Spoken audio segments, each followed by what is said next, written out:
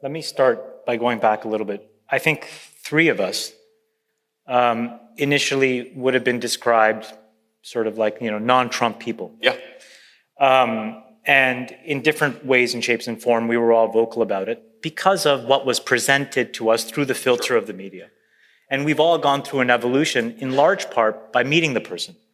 And this is the first time actually where a presidential candidate I've known, and I've kind of known a vice presidential candidate in this case as well, they try to corner you and paint you in a certain way. Can you just talk about what you realized and the person that you got to know and what it says about what we need to do so that we don't get manipulated? Yeah.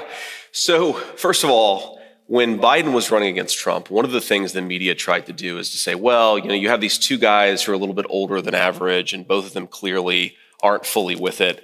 And I would hear the media talk about Biden like this and then talk about Trump like this. And it's like, guys, Donald Trump remembers exactly what I said about him 9.5 years ago to the minute, to the day, to the exact line. Like, trust me, his memory is 100% there, even if it would be more in my interest if it wasn't.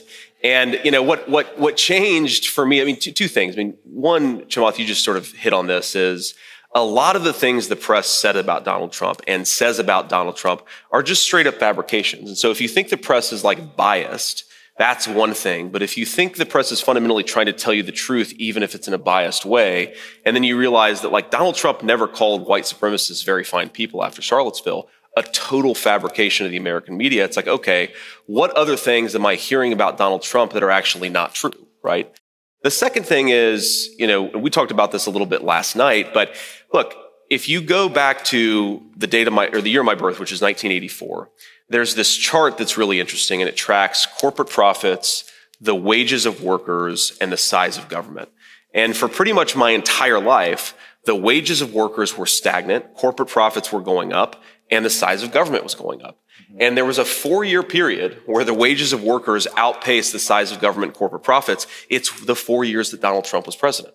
And I think that we have to give some credit to where it's due. The policies actually work.